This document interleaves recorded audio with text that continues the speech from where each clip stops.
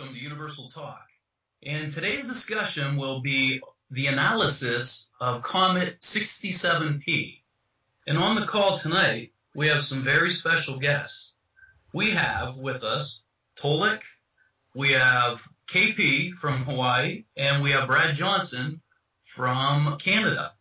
And just to set the stage, prior to this show, I did a meditation. And I just wanted to tap into this comet and see what perspectives I would get and bring it to the table. And then we'll start with our panel of guests. What I was getting was it showed me this wave.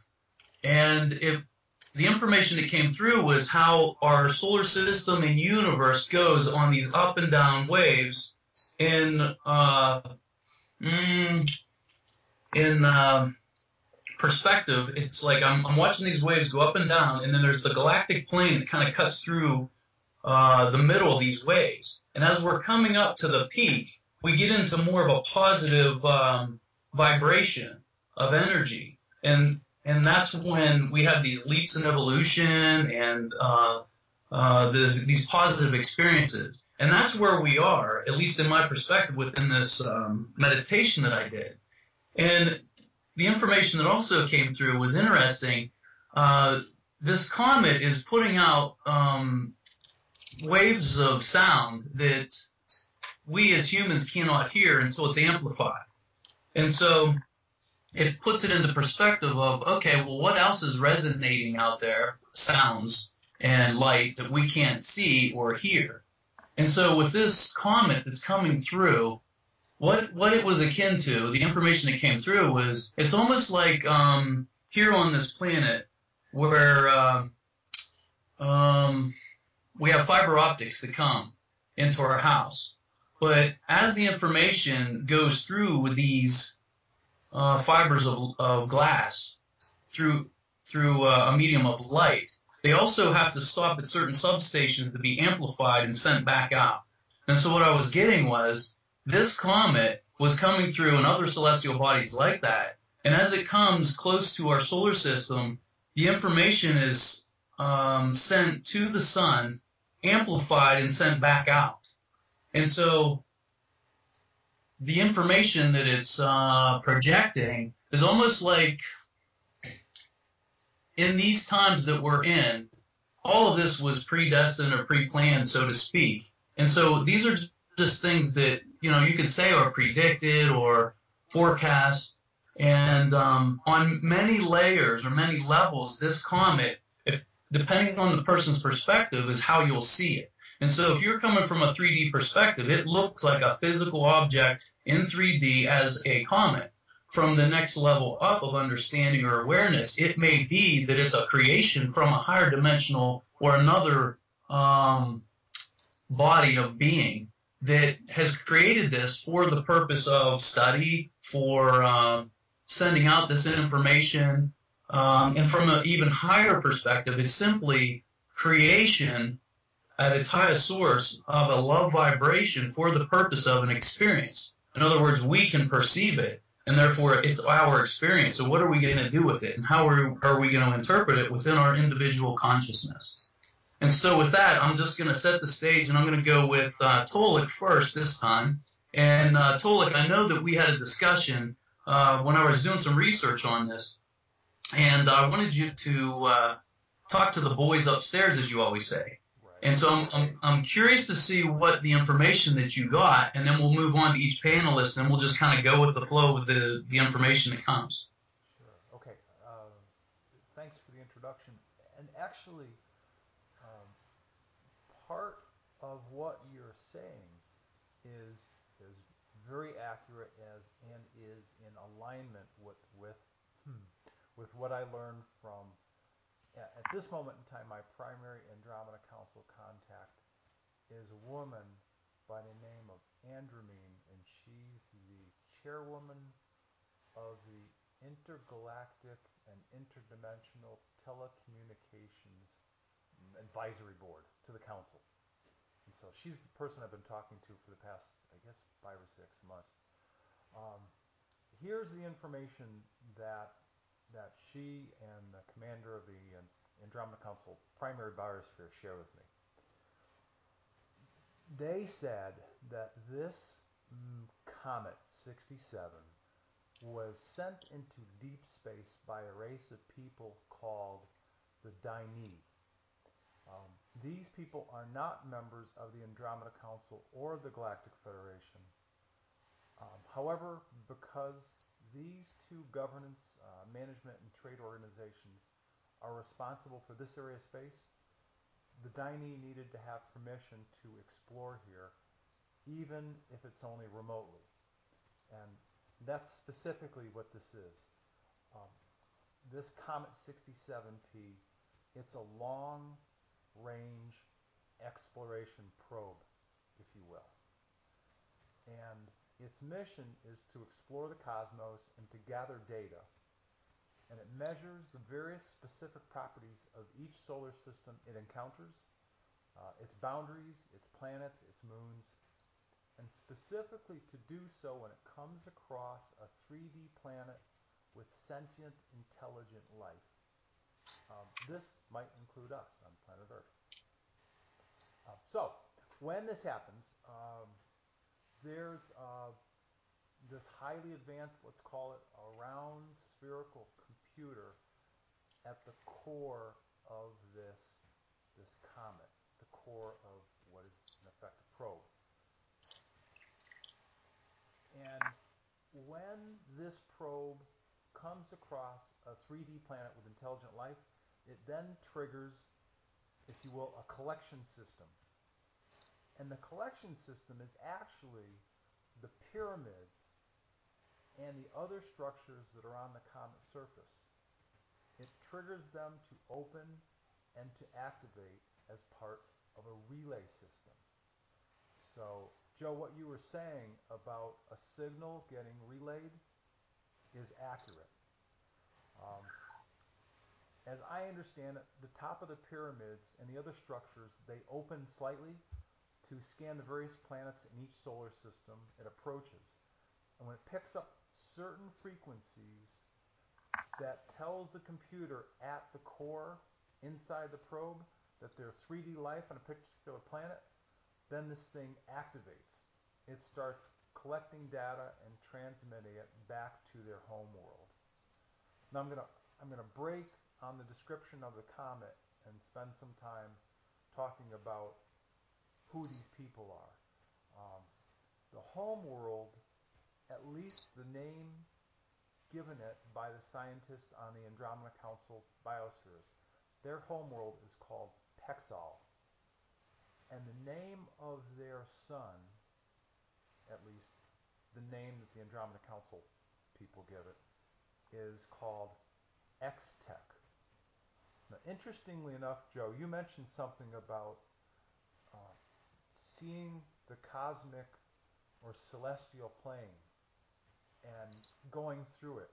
Well, what I had to do as I was getting this information and they're giving me images, I said, well, let me back up. They said, in order to see this star, you'd actually have to go through the Andromeda Galaxy and come out the other side.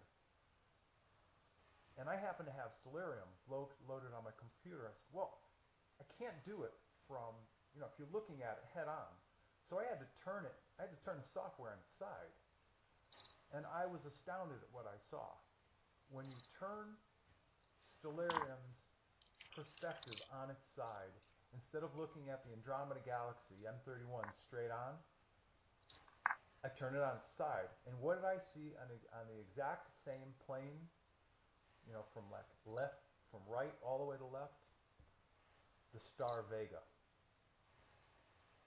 And Vega, as everybody knows, is located in the constellation Lyra.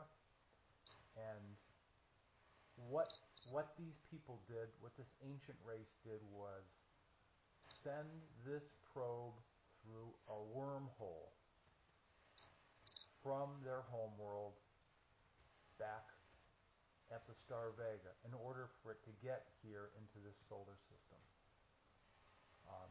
Now I'm going to talk about how it got here and how it moves. I think as I said before in other conversations with you guys and other people, Um, I'm not a scientist, so just kind of bear with me as I describe what I've learned about the propulsion system of this comet. Um, I've been told that it operates based on a mix of hydrogen and helium and other critical elements which are highly compressed in an internal chamber. This is inside the comet. And that makes this a fusion reaction propulsion system with almost a limitless lifespan. And I've told my people that this propulsion system has been used by these people simply because it's a highly efficient means of propulsion to go vast distances. Um, I'm almost finished this wrap up of this report. The last piece is specifically about the Daini people who sent this out. Apparently, they're very, very old, a very ancient 3D civilization. And when I'm saying 3D, I mean that they have physicality, they are still organic like we are. And they are aware of the coming higher frequency, higher octave shift of this solar system, including planet Earth and its people. Whether you call it upper 4D, 5D, they know it's coming. And they specifically sent this probe, Comet 67P, into this area of space at this particular moment in time to gather data on this planet, Earth, before it shifts upward into the next vibrational life. So this probe is going to be collecting data now, which is this time of transition. It'll collect data at the moment of transformation. And then it'll stop collecting data and it will project and relay all of this information back to their home world. My people also described the kinds of people that these people, the Daini, are. And apparently they're very, very calm, very, very wise, very, very peaceful, very evolved, and they're simply explorers. And their primary motivation in collecting data is simply to learn if there might be an opportunity to open bilateral trade with a race of people they haven't met before. Simple as that. And what I've just told you and everybody else about is the short version of what I've learned. There was a lot of information that I had to kind of compile and distill until I kind of got it nutshelled in its essence. But this is what I've learned from my Andromeda Council contact people. And it's only my perspective from the people of the Andromeda Council. I can't speak for anybody else on this call and in this conversation, but it certainly seems plausible. It's a probe. It's sent out into deep space to collect information on sentient 3D worlds and send that information back to the people to see if there might be an opportunity to establish trade relations. In a nutshell, that's it. The implications that it has for people on Earth, that's a different story. And so that's the totality of what I've learned. I'm certainly curious to listen and hear what you guys have to say and what you've learned, and your own perspectives as well. Yeah, okay, great. I have other things that came through for me, but I want to move on to KP. I know you're a highly spiritual person. I know you're in Hawaii. You're on the Big Island. And so I would like to maybe call you out right now, in the present moment of right now, if you were to tune in and tap into the energy of what we're discussing and that Comet 67P, or the implications for Earth, or why it's out there, why there's so much interest from these space stations that would, or space agencies that would spend probably millions of dollars to get this, I don't know what they call it, they call it the Rosetta mission, I guess, and they had something land on it. And so what would your perspective be at a spiritual sense? Like, what are you sensing right now? Well, aloha everyone who's listening, and this is I, we were talking at one point prior to the show about waves, and I don't recall all of the different places I've seen this, but I have felt. Well, I guess there was a Divine Cosmos, a David Wilcock comment that talking about wave, and just the day before I posted that, it was a wave. Something is, and I felt drawn strongly to go to the ocean. This was about yesterday I did, but 2 days before that I did, and was catching these marvelous waves that I really did not anticipate coming in. They weren't huge waves for me, but in any event, there's been a continual message that I've been getting that we are in the midst of a large group of cosmic, I'll call them higher dimensional or multi-dimensional waves that are coming in via the galactic, our own galaxy, galactic center, but also the cosmic central sun. And it's really amazing because this whole process, in my mind, this probe or 67P is coming through to assist what you were getting. I really tuned in with what you were getting, Joe, about the signaling to the sun, amplifying signals, coming back. It's almost like it's also assisting our soul, our center soul in this solar system, to ramp up its energies, ramp up the waves. We are coming forth into much. For some reason, it feels like it needed some not assistance, but it needed. This was part of the whole plan, and it's amazing. The connection is just really coming through very strongly, that these waves are continually ramping up, and they're not necessarily ramping up in one big huge wave, which I would say 4 or 5 years ago, my that's what I thought would happen. My mind thought that would happen, and it was like, oh, they're all going to show up all at once, but now I can see where it's much more beneficial to humanity for this to come in phases, and we are going to connect very consciously before too long, whatever that means. But I do connect with this probe, or whatever you want to call it, that this communication device, or this amplification, this transmittal device, whatever you want to call it, it's really here to assist us through that as well, our own sun. So for what you get from that, that's what I have right now. No, that's perfect, and it's quite relevant because when you have different people from different parts of the planet getting the same or similar things, it has to at least raise an eyebrow and go, wow, that's really interesting.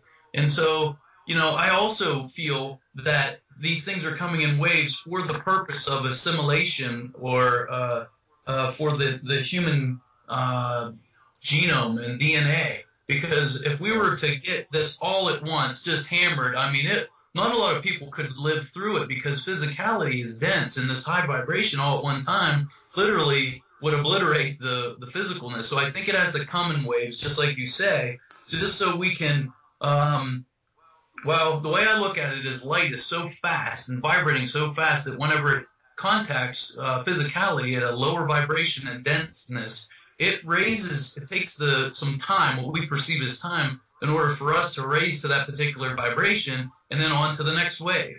And so without these waves, I think it's a blessing in disguise, even though many of us are impatient and we're like, come on, when's this event? When's this going to happen? And when's that? We don't see any tangible evidence. And so what I also got, and I'll just say one more thing here and then I'll bring Brad in on it, was that well, you know what? I just lost my train of thought, so I'm just going to bring Brad in. I had so much. Hey, would you mind Joe, if I add just one more thing? I'd be Yeah. interested in what Brad has if he has any looks about this as well. I was in the waves yesterday, and I love to body surf. That's my primary connection with the ocean, and there was waves coming in, and I was very surprised. I don't go because I know there's going to be big waves or this wave or that wave.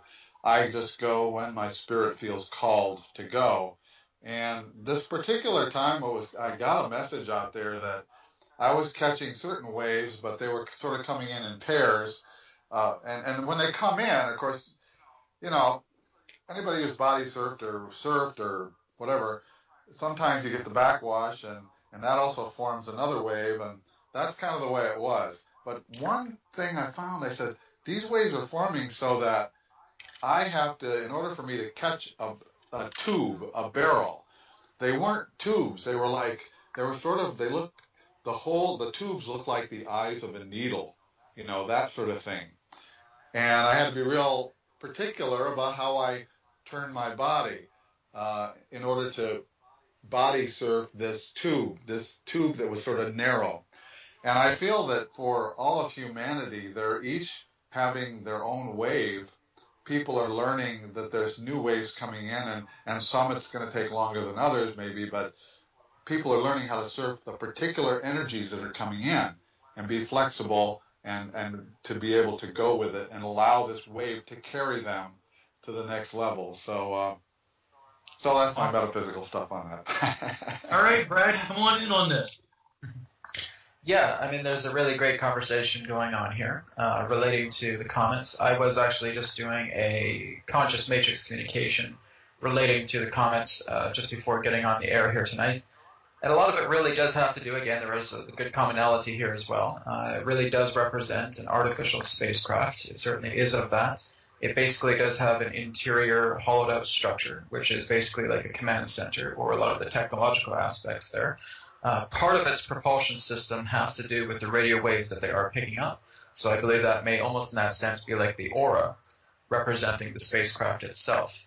I didn't get a particular form of origin relating to the spacecraft itself, but what I have discovered is that it may have something to do with Orion. It may have something to do with ancient reptilian technology as well. Again, this is just all perspective in that way.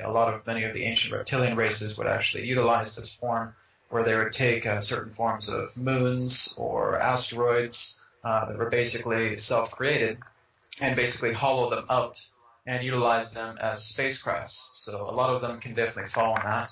I have discovered that there will be certain forms of course changes that may happen with this. So certain forms of reports have related to torque being a result of this kind of comet that is just kind of moving into different forms of arrangements relating to its rotation cycles.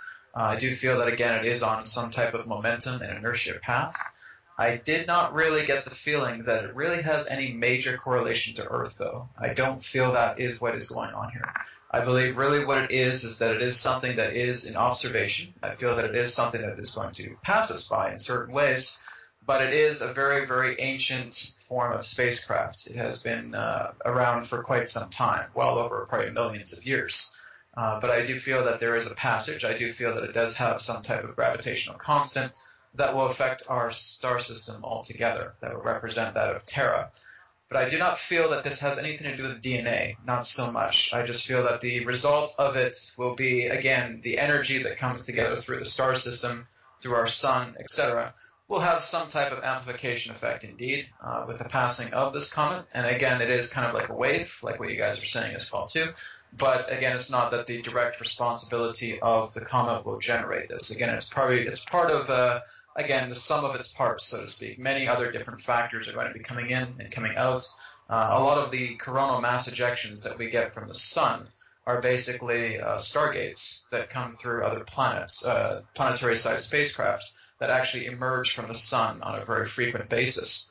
So this is why we sometimes see a lot of the SOHO probes picking up a lot of these planetary-sized vessels, very large vessels as well too, just after coronal mass ejections happen. This is just all part of many different forms of transits that come through. So there's actually a lot more waves that get created through these planetary-sized vessels that actually come through the sun and are actually doing certain forms of caretaking energetically with the sun. But again, the comet will certainly play its part as the sum of its parts for some of this transformation that is happening. Again, this is a wave effect, but again, I do not feel that this is anything of a major correlation. I do feel that, again, a lot of the research is very interested in the form of harvesting or just looking into the technology of this particular comet as it stands out a lot more than a lot of other passing comets. But I do feel that within 2015 and 2016, there's going to be an opportunity for a lot more comets to actually come our way. And I feel that a lot of new comets that are actually going to be coming in are actually going to be a lot more profound than this particular one. This one, again, is very ancient, but I feel that if you're really looking at it in the forefront, a lot of the comets that are coming are going to be kind of the main event, so to speak. This, I feel, is a peripheral type of comet, and I feel that mainly its interest is technological in regards to a lot of the Earth agencies' perspective, so to speak. But again, it certainly will play a part in a wave, but I do not feel it's anything major relating to the correlation of a massive shift. You know, Brad, that's exactly what I was getting. This is like a precursor to some bigger events. It's almost like a preparation for what's to come as far as the observation of humans. Now, I know you said that it really doesn't have a lot to do with Earth, but would you clarify that a little bit? And let me give you a little context. Just by virtue of so many people observing this comet and it putting out this frequency that we're now aware of, and also the space agencies that's landing on it for their own agenda, but just by allowing humanity to be focused towards this this comet, so to speak, or probe, don't you think that it has some kind of effect? And is that what you meant by this is part of the waves that we're talking about? Yeah, that's going to generate a different type of effect. So basically, with a lot of the attention that we're getting, in a way it's an association to a disclosure, because now we're starting to see a lot of this attention coming upon it. And so really its path in regards to its trajectory and in regards to its effect of a wave is very peripheral. However, the very presence of this particular comet into everything that it is capable of what it has upon its surface, is now becoming a forefront of a lot of attention. So again, this along with many other things. I mean, we've had that with Comet Elanine, we've had that with Ison, we've had a lot of different really great fascinations with these particular comets as well. It wasn't too long ago that with Comet Ison, a lot of people would see that these ships were actually alongside this comet as it was moving into our star system as well too. So I do feel that its path is peripheral, and in regards to a lot of its makeup, so to speak, it's working together in the sum of the whole of its parts, a peripheral trajectory as well too. But it's the attention that we're starting to bring forward. A lot of just really good whistleblowers and amateur astronomers, etc., that are able to pick up on this comet are now starting to notice this. And again, in a way, that is a forefront to already a lot of the information and evidence we're discovering that can lead into a further climax, so to speak, of increased disclosure. Okay, awesome. And so I just want to, Tolek, I want to bring you in next year, but some of the things that I got are what Brad's talking about with, the precursor. But one of the major things that I got was that everything, like the whole is in all the parts. And so some of the things that we're witnessing, in fact, everything we witness is just a reflection of what we are internally. So whether you look at it as in a metaphor or symbolism, do you feel that any of these celestial bodies has anything to do with us knowing ourselves? This is Tolik. There were at least 3 or 4 issues that I want to address as part of my response. So I think that the concept I'm going to address right now is spot on in terms of what Brad was just addressing, and that is this specific celestial body, this artificially manufactured comet, which is in fact a probe, and which in fact has a hollowed out core and has this spherical computer that is collecting data. it may not, and certainly is not, focused specifically on the planet Earth. When it was sent out millions of years ago, it was sent out and its mission was to explore the cosmos and collect data, and specifically to collect data about 3D organic planets that have sentient, intelligent life. To that fact, Earth is relevant because at some level we are sentient and intelligent, hopefully. So that's one way that it's relevant. Now, the other side of this issue is what Brad was later addressing, which is how is it relevant to us on Earth? Well, because it is the topic of the moment, and I also believe because there is this detectable radio signal that is trackable, which is the data being sent back to their home world. It makes this particular celestial body unique. And I'm sure that our scientists have sent their own exploratory lander up there because of that radio signal. They're trying to probably decipher it and figure out what is it all about.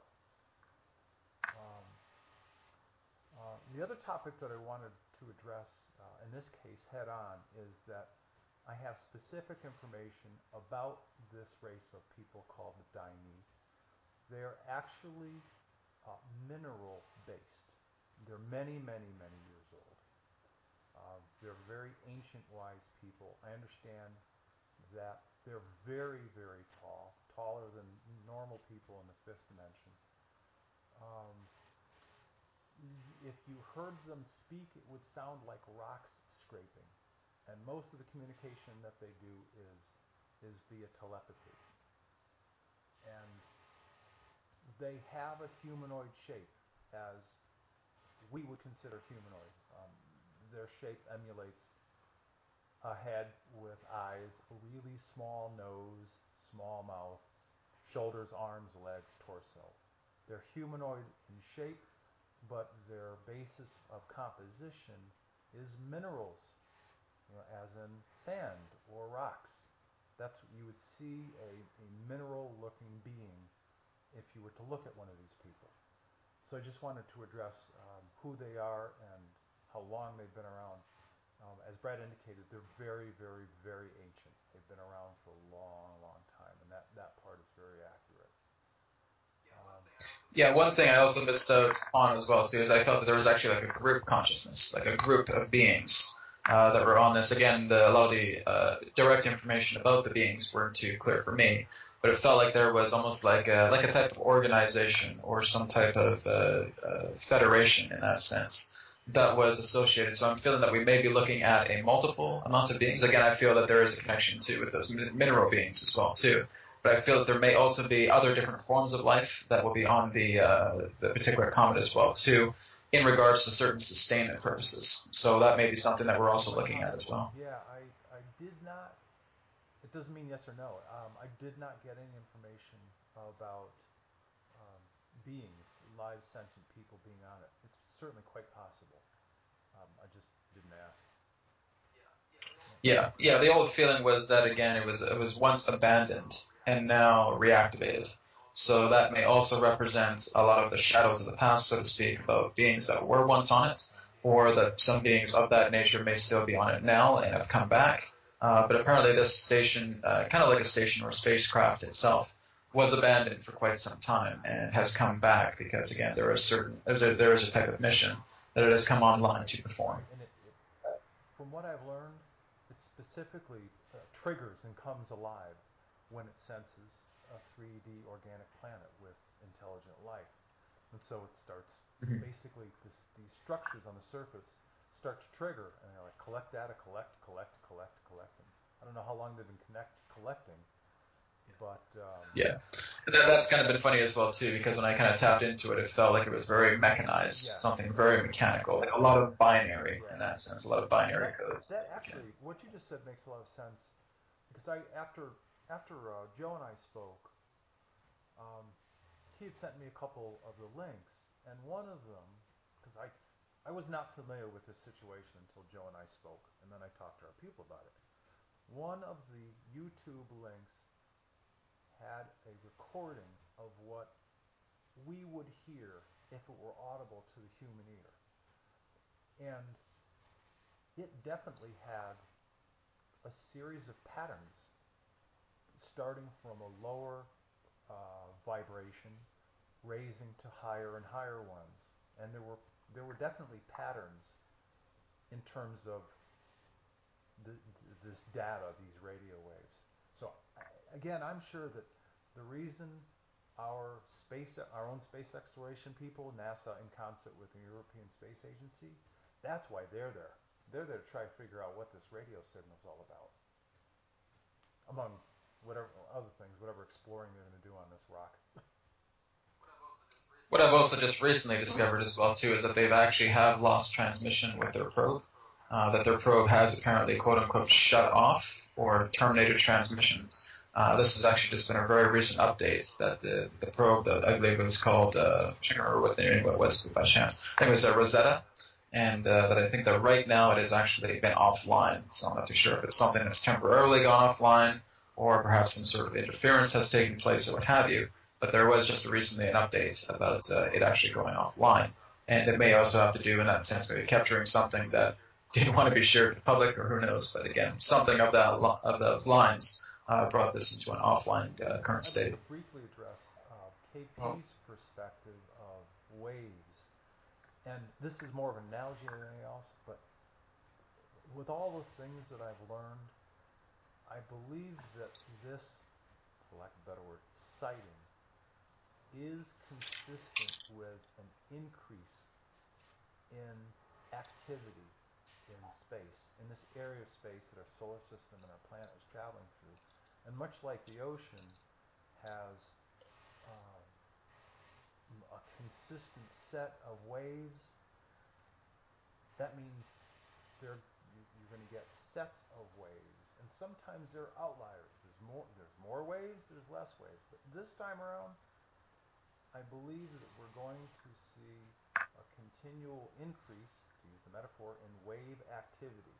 Meaning, this comet, much like you said, is going to be the first of many celestial bodies that will be traveling through the cosmos that's going to get the attention of the people on this planet as part of the whole wake-up process. My last comments for now. Yeah, if I can add something here that I got earlier was as soon as you mentioned this name, I know it all ties in because this, you say 67P. Well, I don't know how they number these things, but the first thought that came in, he says, well, okay, then maybe there'll be another one, but the big one's going to be 69. When we do a 69, and I'm literally, not physically, but one of the most enjoyable positions when we're, having relations with each other, is the 69. And it's like, I immediately got that this is a type of, there's something that's coming next, and then there's something that's coming after that. And the 69 is like a big one. And possibly that could relate to the divine, you want to call it the recognition that there is both the divine, there's a masculine and a feminine, and when you bring those together, that's when the birth happens.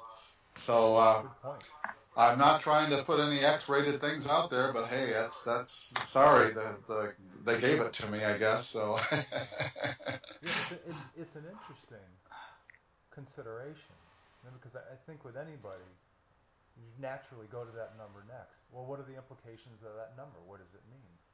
That's a very intimate setting. And right. What does that mean in terms of what's next for us on planet Earth as we continue to evolve and become more aware of a lot of things that are going on around us? My own part, I'm going to provide a global number that I've addressed before. From what I've learned 3.5 years ago or so, when I first started this work, I was aware at that time, and the number had been pretty consistent for about 20 years, that roughly 40% of society was what we would call spiritually awake and aware.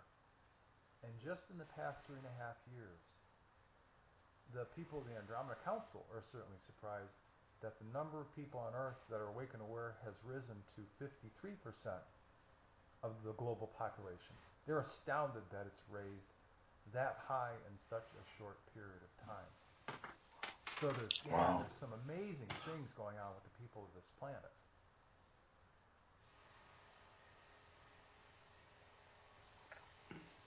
Any other comments are welcome, certainly.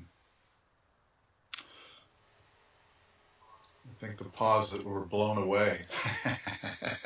The other thing that I'll add here is that, as it seems the path that I've been chosen and agreed to is kind of involving the what's called the Kingdom of Hawaii. I was speaking with someone not too long ago that is someone connected with some of the sacred temples here, and just he was describing something about one of the gourds, which was often used by apparently Hawaiians, and talking about this and how it's shaped like a man's sexual organ, and it was something about there was a sacred meaning, an understanding, and they really did. They had this. The connection, divine masculine, divine feminine, and these would represent certain things. And this particular gourd, and he was just sort of almost broke into, kind of breaking into tears when he felt that when the missionaries came over, they wanted to, of course they didn't understand this, but they wanted to, essentially, were trying to throw all this away and cover all this up. And when they saw something like that, just like that when they saw people coming over here, I'm sure anywhere in the world, the missionary people who were dressed in their long coats and whatever hats and this and that, and had their Bibles and their hammers made out of Bibles, and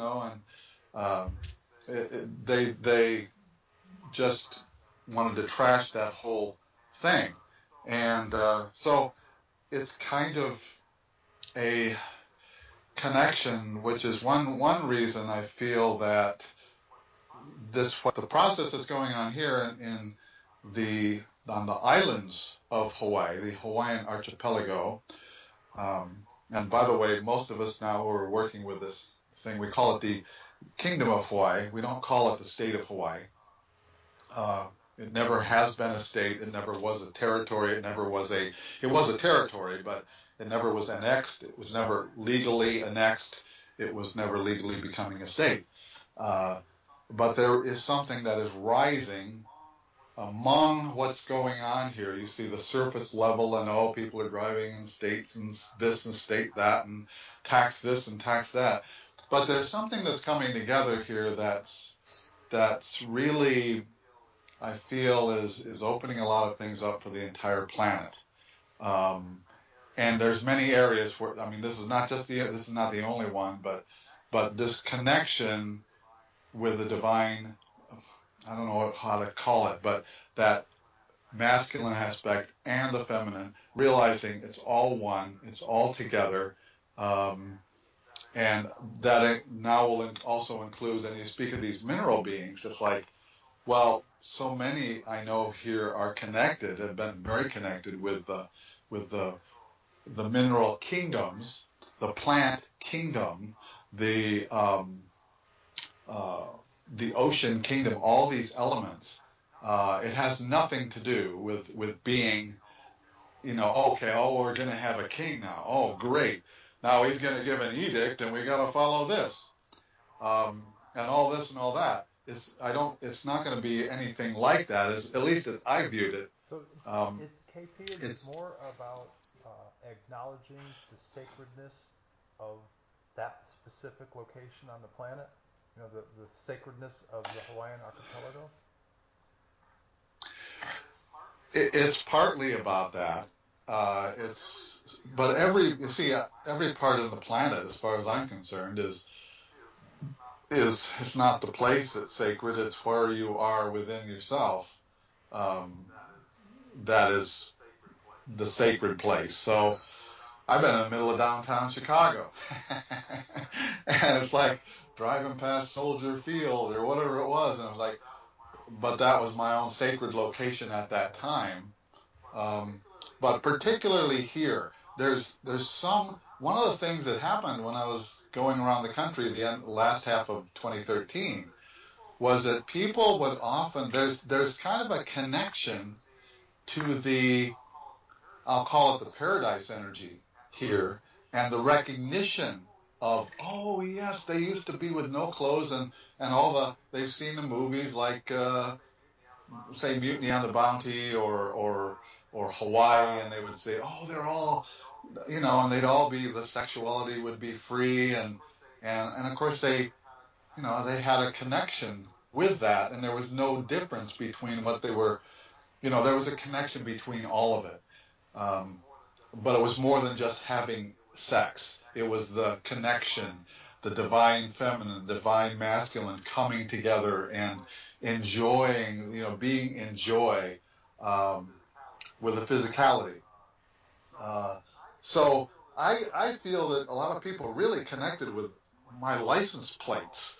All of a sudden they see this Hawaii license plate, and I know a couple people you can see the smile come to their faces.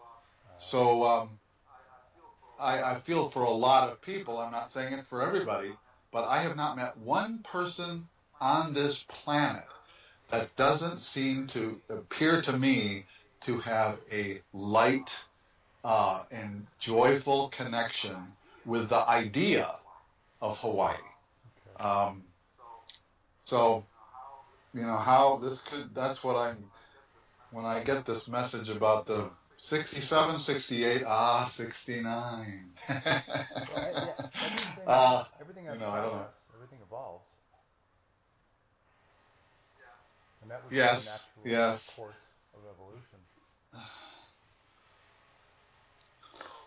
So, I'm not saying that the kingdom of Hawaii coming back into so-called operation, I feel a lot is the only thing that's going to help. It is a major thing, but there's many major things going on if you want to look at it one way on the planet right now. And as you say, the Andromeda Council is seeing that the main thing is the consciousness being, we are rising in consciousness, and this whole part of what's going on here is for sure a healing for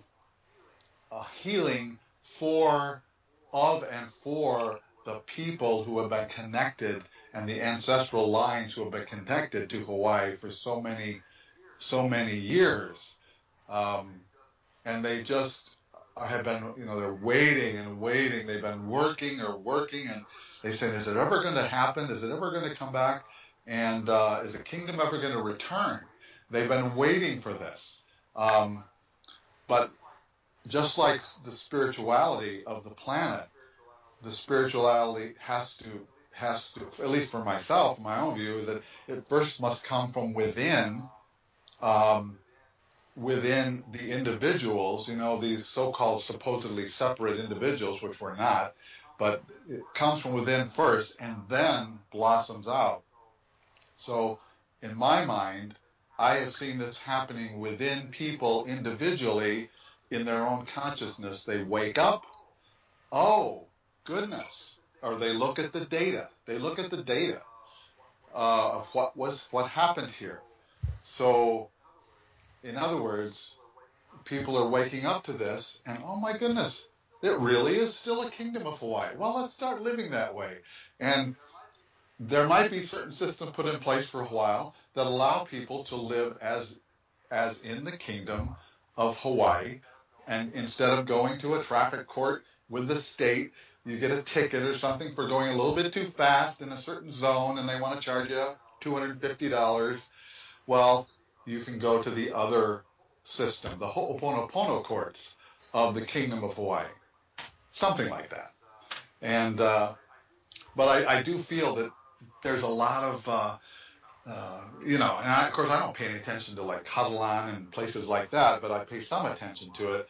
There's a lot of sovereignty movements going on at the moment. Scotland, people are wanting to claim their own sovereignty as a group, and hopefully along with this, they're claiming their own inner sovereignty as well. So sorry to talk so long there. It's about people waking up, people recognizing, I guess, their inner spiritual essence. It's about a healing process. Matter of fact, right. And Brad, you may have some insight on this, or Joe. Part of the healing process is the fact that before, and even the Native Americans have taught this over the years, before you can reach out to your immediate peers, to your family, to your friends, the healing process must happen within. You must forgive yourself. You must love yourself. You must care for yourself. And this is the pejorative view, once you get that complete, then you can start branching out and reaching out to help others. Joe, Brad, any thoughts? Yeah, that's basically a lot of the form relating to people that are going through a healing process. The whole idea is that really a big revelation that hit me today is that if you're looking at the word hurt and you turn that particular form of the word hurt and you put it backwards, and you're basically looking at a very familiar word when you have that come to it, and that represents true, T-R-U. So we're looking at the idea of true through hurt. And so when we're basically looking at the idea of hurt, we're looking at the opposite of our truth. We have to conceal ourselves from the inability of looking into our own trueness, our own truth, and being able to adopt the idea of hurt. So the whole key here really is that everything that you reflect upon that has meaning within your reality is imposed through your own accord. Every single person that you are experiencing in reality is just that catalyst about how you feel about yourself. So that could be the person who you may feel may give you the most ridicule. It may be something political. It may be something personal. It may be something educational, whatever it may be. All of these factors are just coming back into yourself to saying that how well do I respect myself, love myself, how much can I be within my own truth based upon how I perceive the world around me. And it's really not so much in the idea of political agendas, et cetera, et cetera. Those are all just catalysts to seeing exactly what we're going through as a race, as a species. As those particular forms come together, and we're looking into this a little bit more, we're seeing how we're really never able to avoid the innerness of ourselves. Because every single thing that we interact with through our reality always echoes back to our own inner self, always comes back to truth. So the whole idea is that the healing in that aspect all comes through the branches of awareness. The more that you are able to become aware of how a person, just from a conversation, has transformed your perspective, the more that you have already attained a state of healing from that. Healing comes through in the most beautiful, subtle ways, and it can come through in very intense ways. And the only reason why we always experience this idea of hurt is because we're constantly in opposition to the truth of how we're attempting to talk about ourselves, about how we're progressing through this life. So life itself is always going to be this beautiful dance through what I have referred to as the law of catalyst. You have the law of attraction, which represents the idea of a group of forefront of reflections that are coming into your reality as you perceive yourself through a life theme. When you're actually interacting with those little bits through those groups of law of attraction, you're experiencing a catalyst effect. So basically, that person is just that reflection of you, who you're telling that person how to behave around you as you have attracted that version of that person to then come back and tell you what you're telling yourself through that person. So that's kind of a funny thing. But we're basically giving permission for people to tell us about how we feel about ourselves through them to then come back to us. And that's really the whole idea. So when we really look at reality like this, you're no longer functioning together as a singular perspective. You're no longer looking at yourself as just a body or just a persona. You're now looking at yourself to see that what can I do to look at the perspective of everybody, to find out that everybody has a very unique perspective. Everybody is very unique to their own truth. And now I'm starting to feel this come back for me. Now I'm starting to feel how everybody is just interacting, because that's how I'm perceiving myself. I'm getting a great compliment on the street. Okay, great. This is how I feel about myself, relating to that theme of what that compliment stood for. I feel that there's been a bit of a disagreement with somebody else. Okay, so maybe there's something about myself there that may represent a disagreement in regards to the relationship of that conversation. Everything is just coming back into the beauty of how we are seeing ourselves. And that's what I recommend everybody just being able to be very aware of, is that healing is just the process of how we are able to make sure that everything that represents hurt, we're turning that word around and we're moving ourselves into a state of truth. We're being true to ourselves. So it's very, very important just to looking at your reality and just be aware that the type of people that you attract, the type of events that come into your reality, is all part and parcel of the current state of being that you're aligned to in regards to you understanding how to follow your own truth. That's a lot. It is a bit, and I'm glad this is recorded so people can always go back to very it. Closely. I followed most of that. If we boil down the essence of what you're saying, There you go. would I be correct in stating that as we experience life, it is the mode of keen self-awareness that tells us which parts of our emotions are still hurting, for example, and which parts are healed? I don't think actually a lot of people are aware of how much pain they carry. And actually, as long as we're here, pain, and now I'm talking about emotional pain as something that's resonant in the bioelectrical structure of the human body, in fact, causes physical results such as cancers and many other types of illnesses or sicknesses, maladies. A lot of people, and Joe, I really want you to jump in here on this one. A lot of people would say, and I'm talking about other than I was walking along and I didn't see something, I tripped, I fell, and I hurt my arm. I'm talking about people who develop an inner pain in their pelvic region, or people who develop a pain in their heart region, or people who have difficulty speaking and may develop throat cancers. There are specific reasons why those maladies are manifesting. And it's not because the body is sick. It's because there is unhealed, for lack of a better word, negative energy that's still in the bioelectrical body of the human. Now, I'm not a physician, but Joe, would you take a stab at some of what I'm saying? Oh, absolutely. We're not trained that way in what we call traditional medicine these days, but because I've done my own research and became a energy healer, Reiki master, I'm attuned in Reiki and Moonai Ki and Sakem, and these are things that help me along the way to see energy and to manipulate, if you will, and understand it, as well as hypnotherapy. And so from different levels, people develop dis-ease. And most of the time when something is out of balance, and I know I've said this on the show several times, but it's worth mentioning that when there's one part out of all of those aspects I always talk about, the mind, body, spirit, emotional, or energetic, when there's something out of balance, that causes a disease or a dis-ease somewhere in the body. And so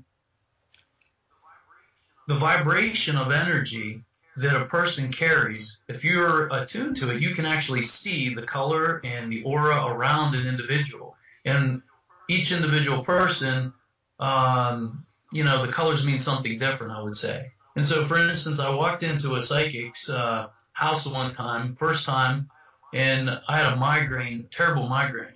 And of course, I wanted to be scientific about it, so I straight faced, walked through the door, sat down, and she says, "Oh my gosh, do you have a migraine?"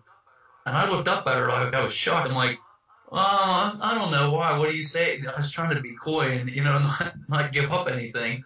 And she says, well, your aura around your head is yellow, and to me that means you have a migraine. Not only is it, it's significant because of how much it's radiating. And I couldn't even hide it at that point. I was like, oh yeah, you're right. God, I have a migraine. And so with her perspective, she saw me as having a migraine because of the colors that she was seeing. So she could actually see the vibration of energy, which meant there was a dis-ease somewhere in my physicality. She perceived it as a migraine, and she was right.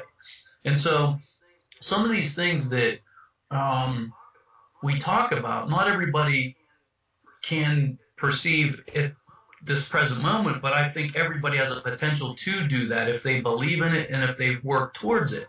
And so absolutely, there's many diseases, especially chronic diseases, that I see in a day-to-day life in my practice that I just talk to them a little bit, and I'm like, all right, what stresses do you have in your life? And they tell me about their financial crisis, or their husband or wife cheating on them, or their kids that they can't seem to, get under control, and they're causing chaos in the house, and so many things that are out of balance. And until they face the problem and they deal with it, a lot of times they carry this disease, or it lowers the vibration of the body, which causes the disease in the long run.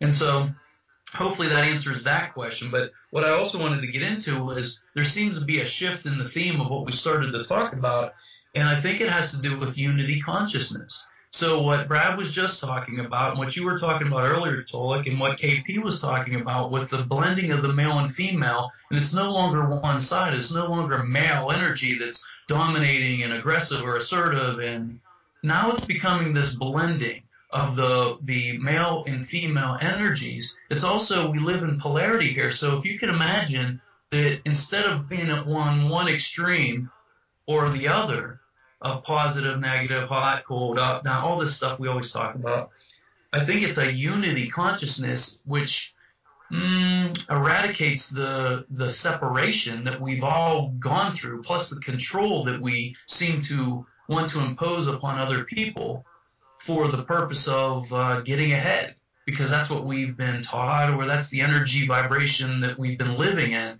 And so I think as some of these celestial beings come by, and as we go through the galactic plane, as we're going up this wave, as we were talking about, all of this stuff is all relevant. It's all connected, and it's all about unity consciousness, in my opinion. I have a piece of data that I didn't share, and I really didn't think it was relevant, but it sure is now. What I didn't share earlier is that these people, the Daini, they are, there's a technical word for it, but they don't have a specific sex, either male or female. There's no gender. They just are. They are who they are. And so that doesn't surprise me. In fact, the people that I know from Fifth Dimension above, the ones that I tune into, are androgynous, is the word you're looking for. And so, Brad, I know you and I have talked about this in the past as well. And so I feel that it would be maybe move into this, KP or Brad, whoever wants to jump in now. But I know that my own personal experiences with these higher dimensional beings, they don't present, unless the person that's requiring, how should I say, that perspective as a male figure or a female figure. Because sometimes they will come forward as a collective, but they represent themselves maybe in a feminine sense or aspect or vibration, so because that's what you need at the time. But really, they're non-gendered. It's more energetic, and it is androgynous. Yeah, especially if you're moving into communicating with beings that are more in a completed format, understanding themselves as a completed self or a Christed being. A lot of the Christed beings themselves are basically androgynous. Actually, Adronos himself would represent that of an androgynous being.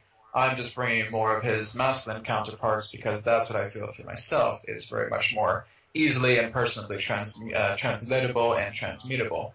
But there is his feminine counterpart, which is Rayar, and both of them combined, they've stated that we really are androgynous. We're not actually male and female, but this is all right for you to perceive us as such because it gives you the idea of the diversity of the gender, of the feminine and masculine energies, to then helping yourselves to become whole. The greatest form of example for one to learn this is to realize where you are at the point in regards to gender-based alignment, to then eventually move to that particular type of alignment to come into a transcendence of androgyny. So that's basically what they represent. I mean, they exist as starlight contained in Sirius A. So that's a lot of his and her energy, the androgynous energy altogether. But much of them will come together, and they do represent the energy of Ra. So Ra really is, again, representing the energy of the sun. So that is a lot of their energy. I've also communicated with a lot of other people that are, again, communicating with androgynous people as well, too. A lot of other channelers, psychics, etc. A lot of beings that exist, very few of them are actually still in the diversity of gender relating to male and female. And those that are have reached such a completion point to them that they basically just see themselves as equal, compatible complements to each other. Really one of the biggest forms for us when we want to move into becoming a harmonious galactic civilization is you no longer see diversity anywhere. You don't see it, period. Everything is one. Everything is connected. It's actually very similar to, one of Stephen Greer's C5s. Really what it's all about is when you're going into that state of remote viewing, which again, I agree with him very much, is that you look into the not really embellishment, but the embracing, I should say, of the connection to oneness with all of these beings, because that's where a lot of these beings come from. They come from a point where there is no separation. There is no idea of a male or a female. There is no idea of a hot or a cold or up or down, etc. Everything truly just is. It really is in that connection. A lot of these particular spacecraft that we often see are propelled by thought. They're just basically thought form propulsions, and they actually create thought form. A lot of them are actually driven through symbols as well, too.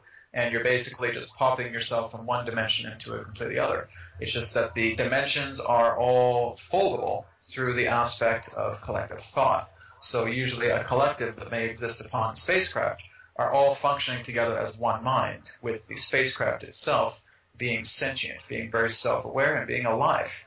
So again, I feel that also comes back to the comet that we're talking about as well, too, of C67P, that we are kind of, again, feeling these radio signals and that we're feeling this kind of energy with it.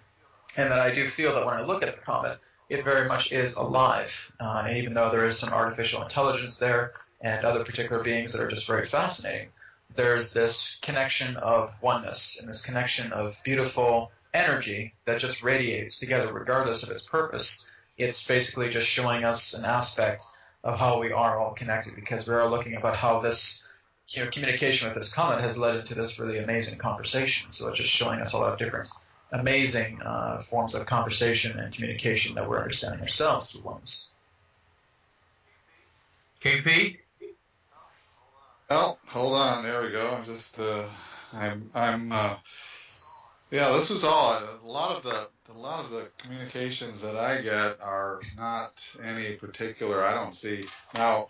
I have seen from time to time male figures over here, but and of course Pele is often viewed and reported as a woman, and that's fine. However, a few years ago, actually, I was, this is sort of after my own some galactic awakening to that part of myself.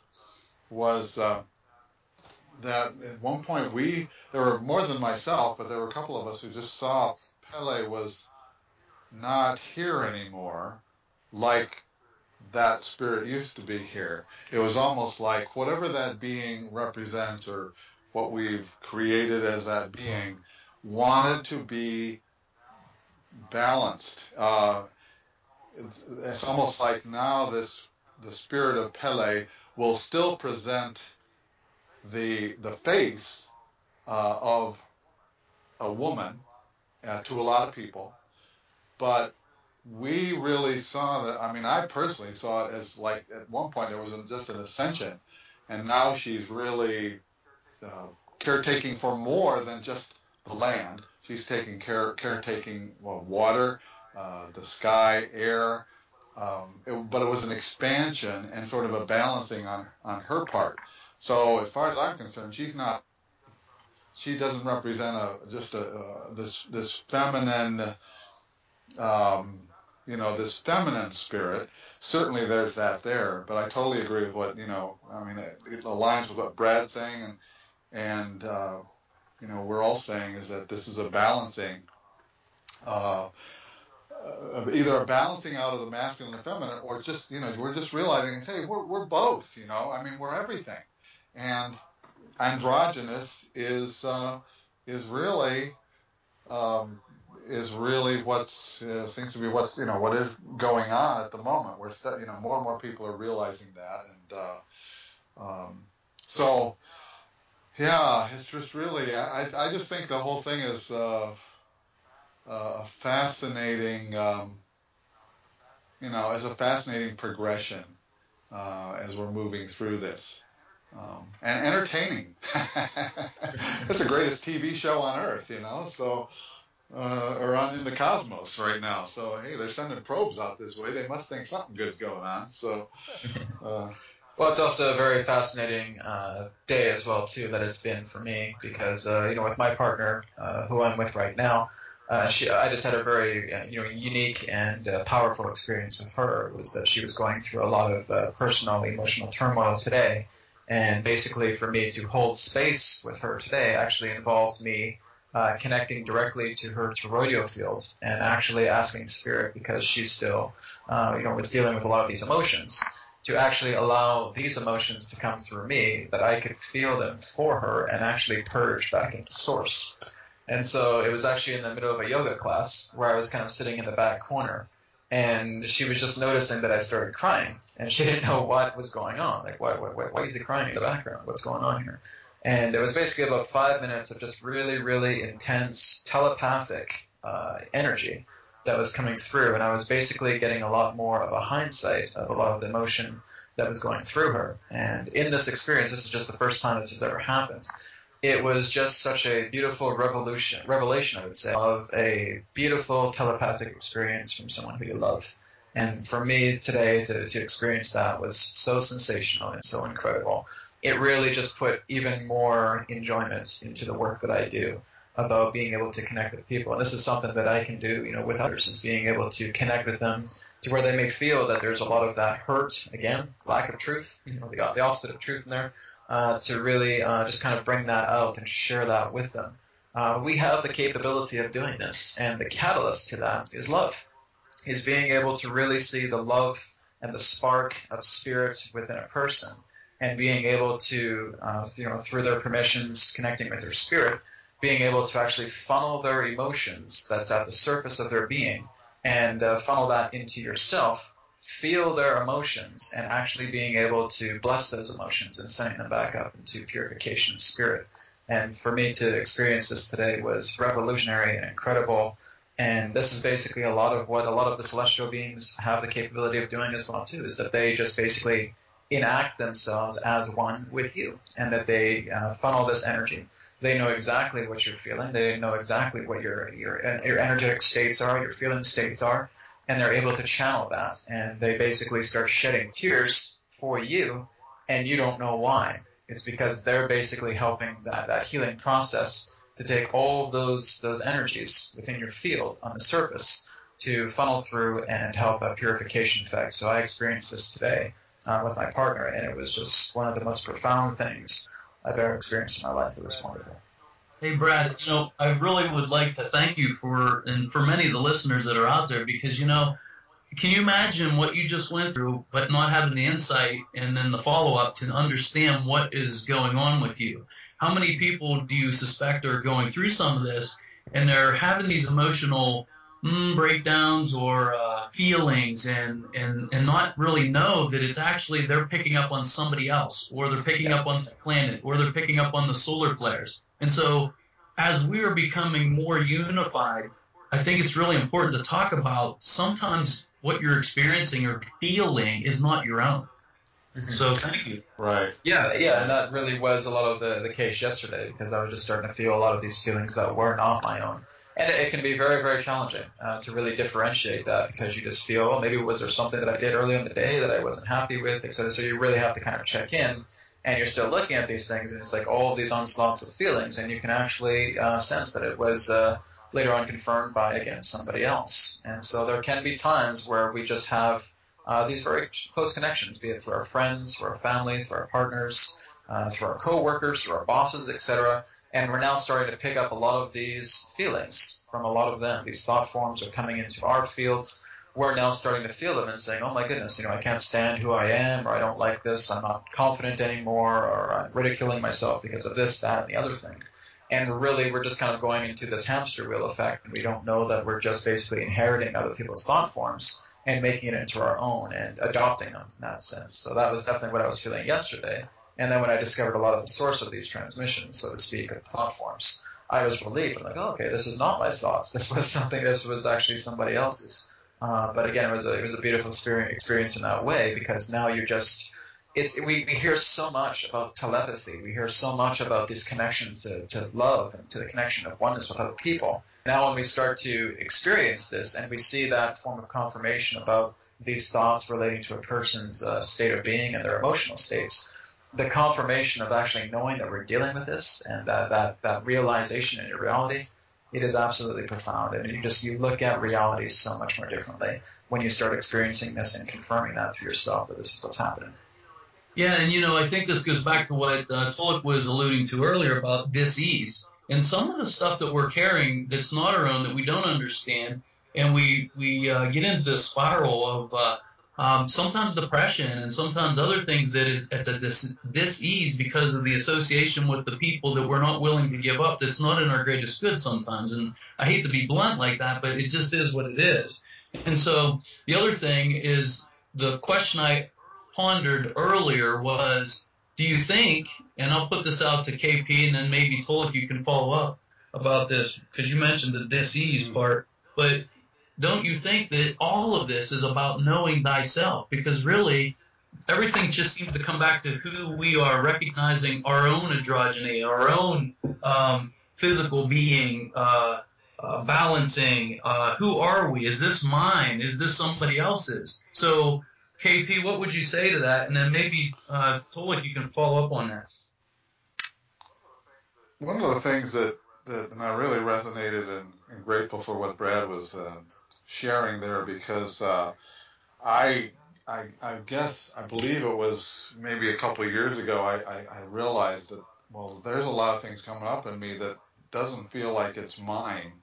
And this emotional, an instant, it could either be an instant sadness or an instant, oh man, this is uncomfortableness that I would sense, and sometimes I'd even sense it in my body, and it's very much a connection. I guess I did realize that, and I've talked to other people about that they clear things for communities sometimes.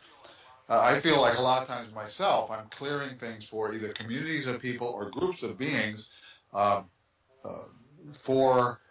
assist them and to assist this whole process. It's not mine, and again, it's helpful to, we I guess along the way we learn and we may need help, but in distinguishing between is this mine or is this someone else's?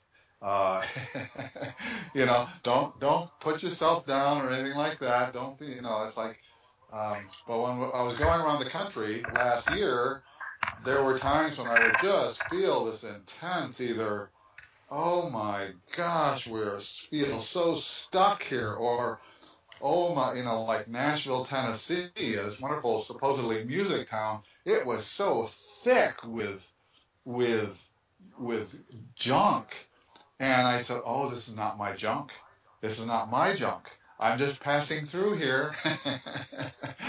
And, but very much so, I think, and it definitely is being really aware what's yours and what's not. Because it also is bringing up a lot of things. I found a lot certain emotional, we'll call them triggers. If they do come up within me, I have noticed a couple triggers. It says this is trying to encourage you. For example, if I get upset with the way somebody's driving, they're usually going too slow, and that's one of my things. And my thing has been impatience. And I noticed the last couple of years, I'm continually presented with people who drive a lot more slowly than I do. In other words, people who are wrong in how they drive. So, but we're getting opportunities to clear those for ourselves. But I really do agree strongly with Brad that, we can learn this ourselves. We can also get assistance with that to distinguish which is ours and which isn't, which is someone else's. Yeah, Tolik. I'm listening and taking notes because things are coming up. By the way, KP, you will continue. I like this one. You will Okay. continue to run into people who drive slower than you feel is appropriate until the time it doesn't matter anymore. It's like, oh yeah, there's somebody else moving at 22 miles an hour, whatever the number is. And at that moment when it doesn't bother you, those people will go away, parenthetically. Right. Well, I'm looking forward to going 80 miles an hour everywhere I drive here. So, uh, yes. Just some minor insight on my part. Brad, I wanted to address what you did for your partner, or for anybody who decides to take on his or her emotional pain, recognize it, and then act as a filter, if you will, to purify it and release it for that person. That's probably one of the most profound ways of helping someone heal. Uh, it is completely selfless, and as many of the sages on this planet have said, love is the most powerful force in the universe. That is a single act of incredible love that you extended out to your partner to help her heal. And I'm saying it out loud and plainly to acknowledge what you did. That's a gift. It's a gift that you carry. Now, I know that we're all capable of it, but I'm not sure how many people are aware that they have that ability. Yeah, that's very true. And again, with my current partner who I'm with, I've never done that for anybody before so deeply. Like when I'm doing readings with a lot of people, it is very subtle kind of energies that I work with. Just being able to talk to a person because you are very freely introduced to them, very newly introduced to them as well too, and you like to get to know them a lot more as well too, and you have some form of perception relating to the energy of like the clients that I work with. There certainly are some really great open book people out there, and you're able to really sense a lot of very positive and loving feelings, and at times it can really get you into that really loving and joyful state of reciprocation. With my own partner, though, again, there's that deep love and there's that deep connection, and that really just moved it into much more of a deeper level. It's kind of like you're no longer playing in the shallow end, you're now playing in the deep end, and through that deepness and that depth, you're getting invitation.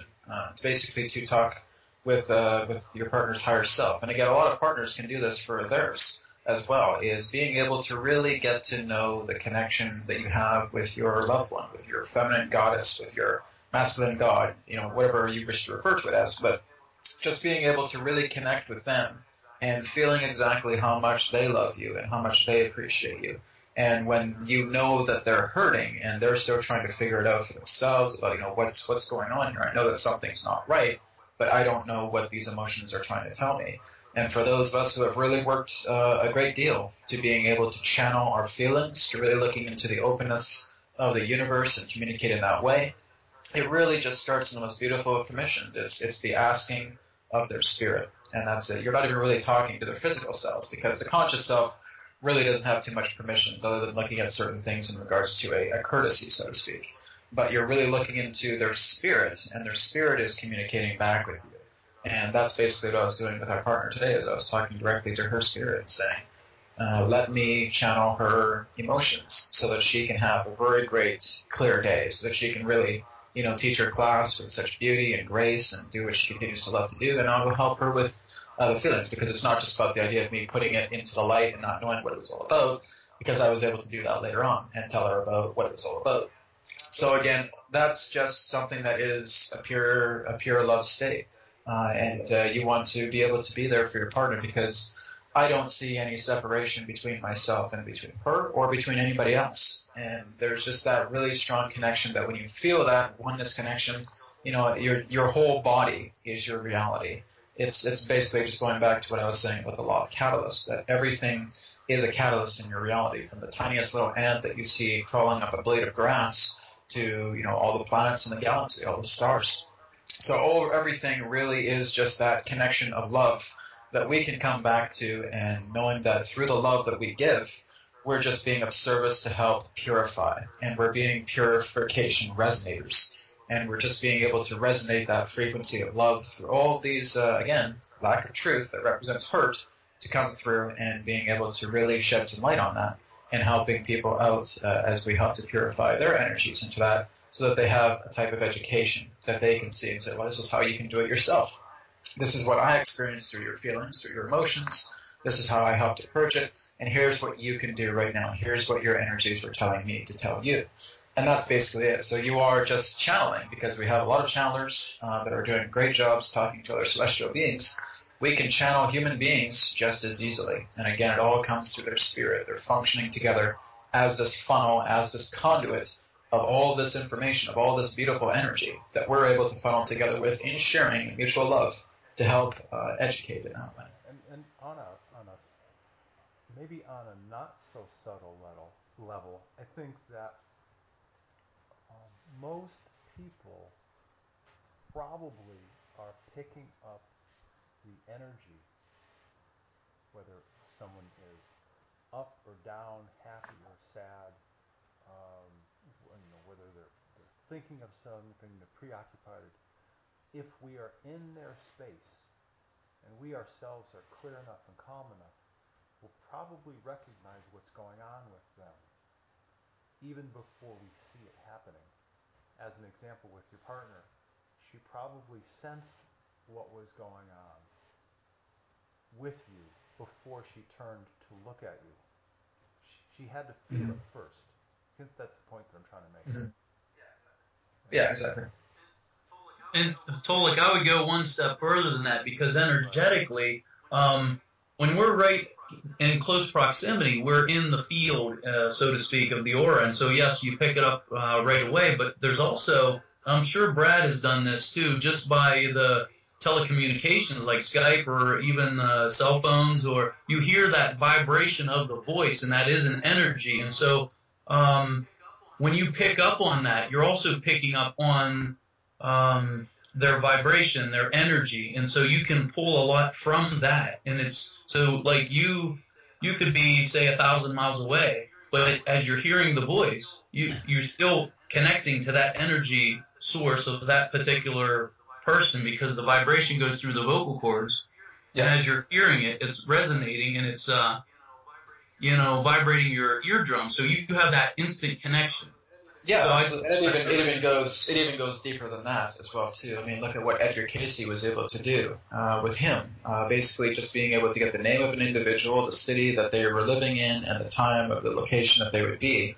He would be able just to tap into that and bring in so much intimate details about remedies for a person to really aim to help them heal from all of these different forms of time periods that have come back.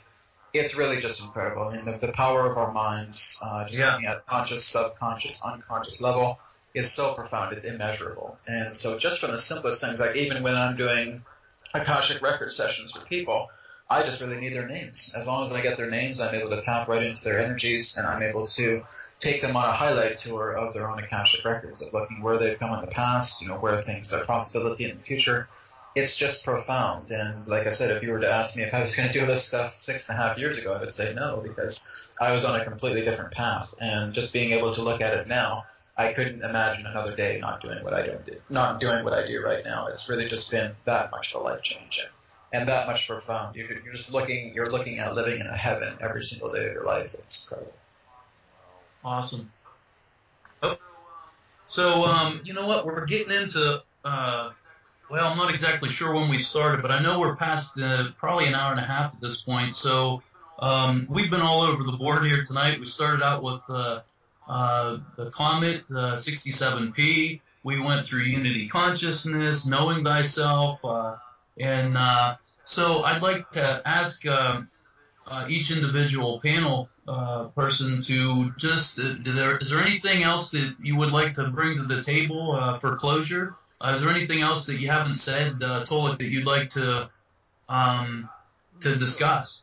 It's more of a closing thought than anything else, and it's something we touched on just a little bit, but I'll just do it again. I think that it might be helpful for people to understand that in the grand evolutionary scheme of this solar system and this planet, as it moves through this more dynamic area of space, that all of us continue to pay attention to things like Comet 67P and a lot of other celestial issues that are happening up in the cosmos, up in deep space, because this is a busy area of space.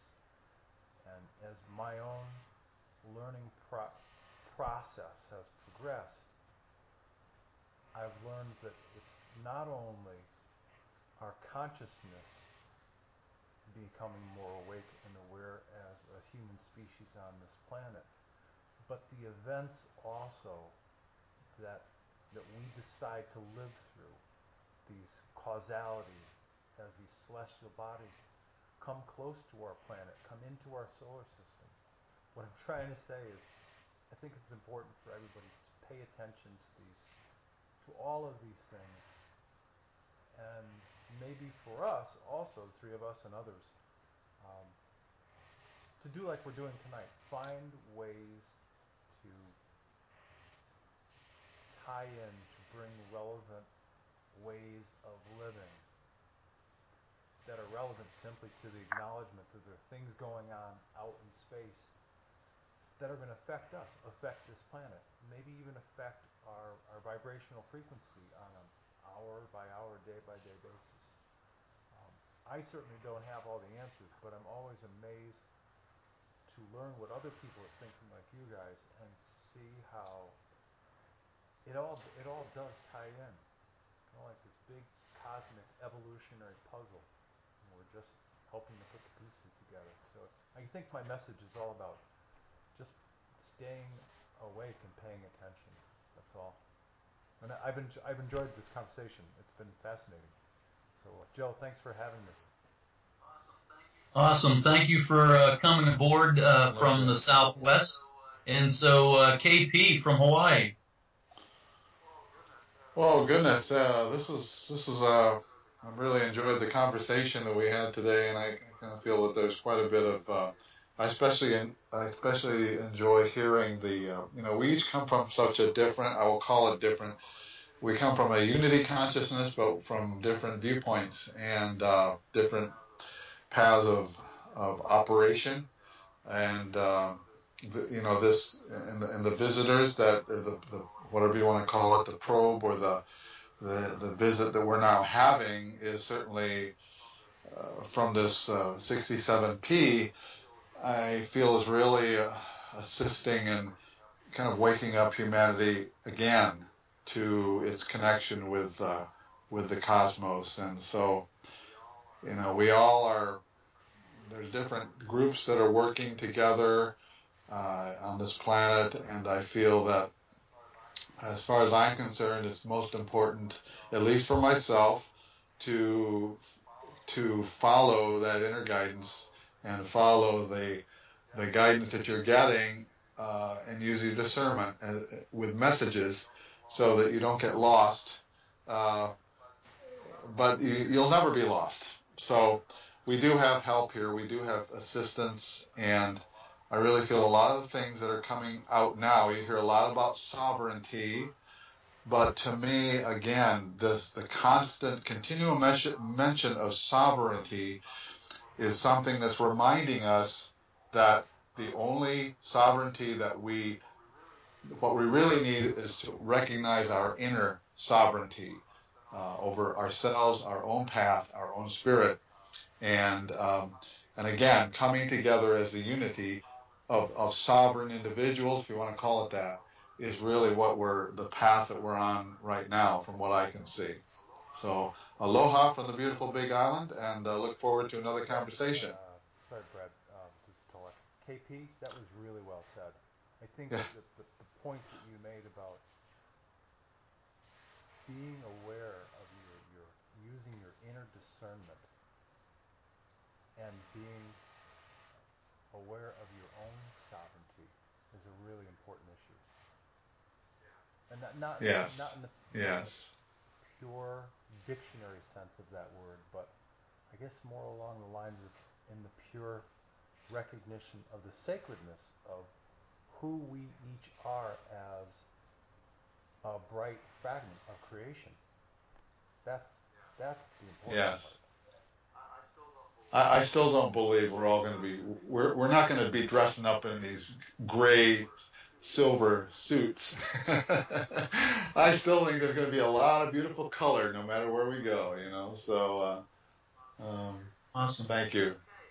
Okay, and so Brad from Canada, and I just wanted to throw this out there for you. I know that you were in Maui recently, so I just want maybe you could give your testimony to the listeners. We've been talking about energy in different places on the planet.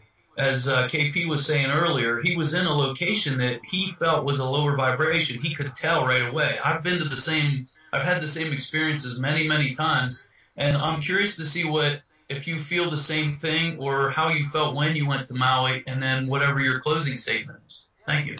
Yeah, well, thank you again, everybody, for being on this call. I really appreciate it. It's definitely been very expansive and illuminating.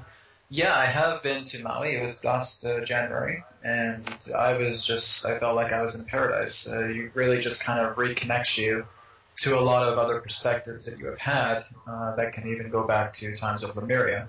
And that really is what Hawaii represented to me. Were there pockets of higher frequency in certain areas? Absolutely.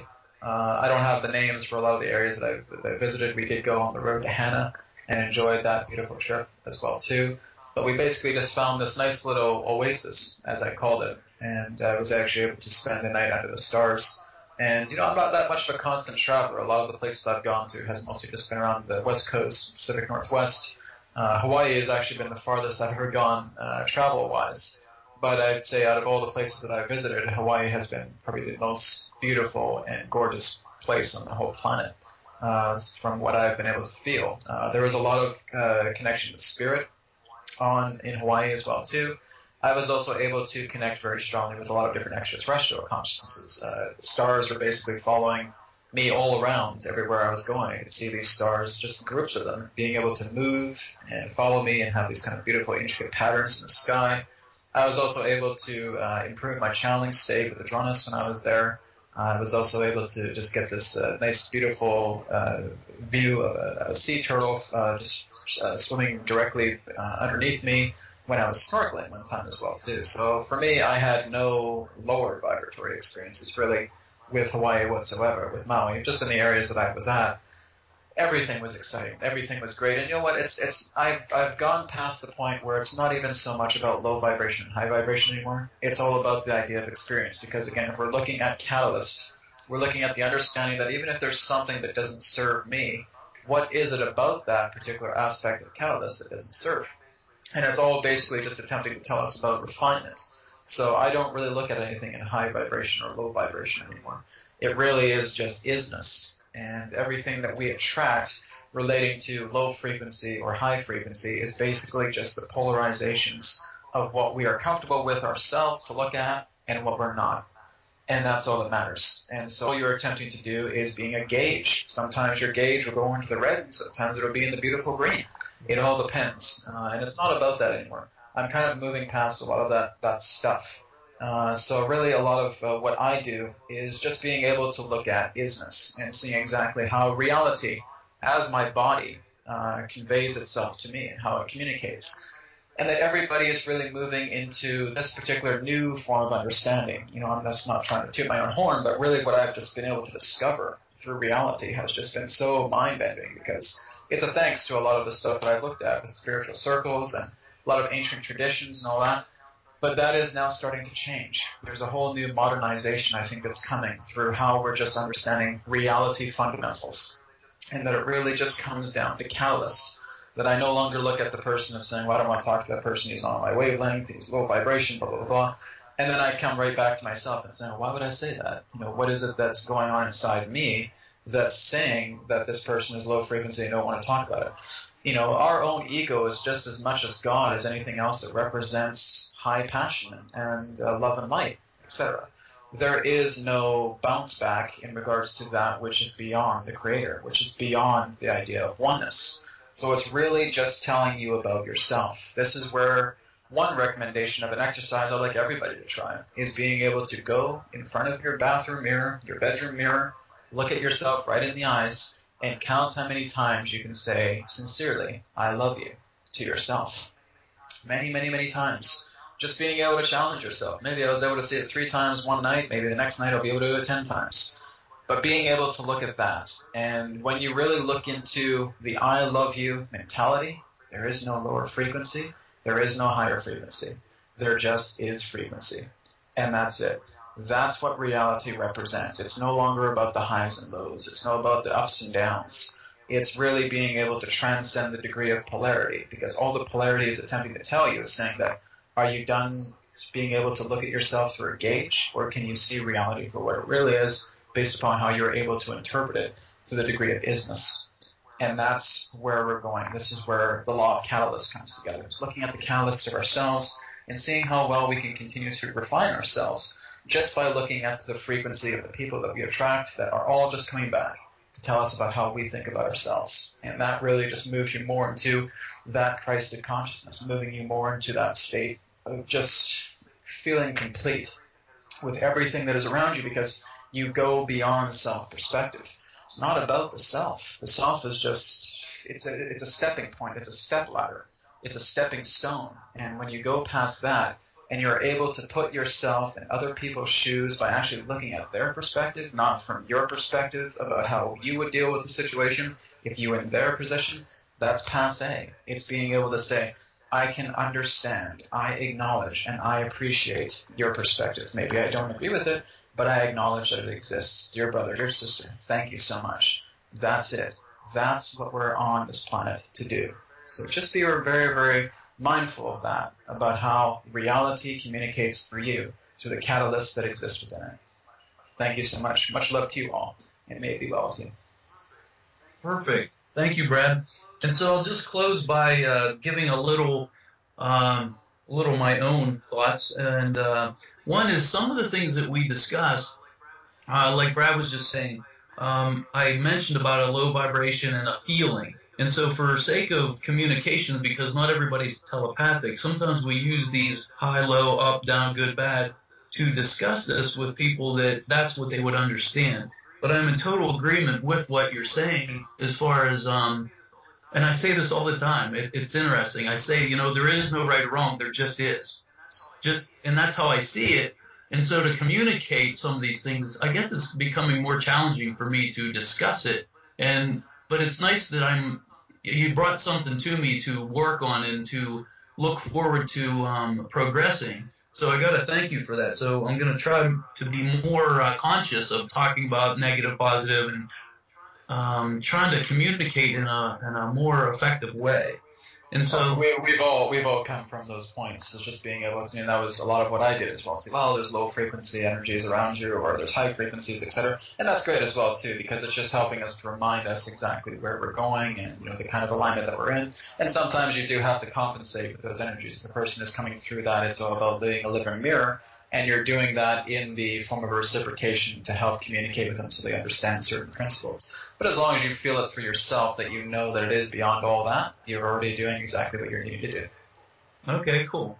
And so the other thing is you had mentioned about loving other people, and I would take it a step further. And the other day I started doing this, and it's kind of funny just thinking about it, is I'm looking at this toaster as I put the toast in it, and I'm loving that toaster for being and doing its job for toasting this toast. Of course, I'm loving the toast because it was going to help fuel me for the day. And so I'm looking at everything now, not so much as a physical object, but knowing that everything is made up of energy, everything's made up of consciousness and a love vibration. And so I am becoming more and more thankful for everything, and gratitude, thankfulness is a really high vibration. So I would recommend, maybe people being open to the possibility of being thankful for everything that is outside themselves, and just maybe try that for a day and see how that raises your vibration. And the other thing that Brad had mentioned talks about basically unconditional love. And so not judging another person for being who they are, or you might not agree with how they're acting and their behaviors, but you can understand them and you can see where they're coming from and just send them unconditional love, or just see them without judgment, just simply is unconditional love. And so it's really been a challenge for me at times to live that. I know it. And a lot of things and a lot of concepts we're talking about, we know it. But learning to live it is, I think, a major task for humanity at this time. And so people like ourselves that are coming on these calls and throwing ideas back and forth and being that reflection to help one another see a part of who we are that makes us human. And I'm talking about the good, the bad, and the ugly, because there's a lot of parts of each individual person that we don't want to face up to. And that goes back to what Brad was talking about, the truth. And so what is the truth? You want to talk about high vibrations and I'm this spiritual person, but what about the other aspects of you? Because, if you're living this human experience, we live in polarity. And so you could recognize that there are parts of yourself that maybe in the past that you don't agree with what you've done, but look at the growth. Just looking back at that past experience, you can see how far you've grown, and maybe even send yourself unconditional love as though that individual person, even though it's you can almost look at it as though it's a younger brother or something like that. Sending yourself unconditional love, because really everything's happening in the present moment of now, even though we perceive it as past, present, and future. And so anytime you're sending yourself currently love, as Brad said, I love you, I love you, I love you, or in the past, in an event that has happened, that helps raise your vibration back then, that carries through to the present moment of now, that helps you surrender and release what you're carrying, that baggage that causes that disease, dis-ease, or that low vibration that can cause ill. And so a lot of these concepts, I don't know that people talk about, especially physicians, but these are things that I talk to my patients about daily. And even on radio shows like this, people will contact me and say, do you know anybody else, another doctor that talks like you? Because I really appreciated that, and I have my own personal issues I'd like to discuss. And so I see us moving in this direction in medicine, in technology, and all kinds of ways. And I really think that we have a positive future. Even though we're saying positive, negative don't exist, things just are. I like to err on the side of positive, or because of the experience I want to have and attract to myself. What I put out is what I bring back to myself. What Brad talked about earlier was that law of attraction. And so I like positive experiences. And even though there are some what you would perceive as lower vibration because you feel it, how can you look at it in another way to say, okay, why am I being annoyed, as KP said, when this person's in front of me driving 20 miles per hour, I'm getting annoyed. Then the next thing you know, the combine pulls out, and if you would have been going fast, you would have wrecked. So you see the blessing in disguise and say, oh, okay, I better just calm down, and why does this bother me so much? And so I really appreciate being on this call. Thank you guys for coming on board and collectively coming together. We had the catalyst, as Brad and Tolik had said in KP of the Comet 67P that brought the whole conversation to a whole other level with just like the Comet, as I said at the beginning, is multifaceted. This conversation was just the same. And so I can see that humanity is going into this higher vibration, and we're going in waves, as we talked about. So as we go up, sometimes you got to assimilate it before you hit the next wave, and so that's all part of this this process. So again, thank you guys, and until next time, we're going to send you love, light, and laughter.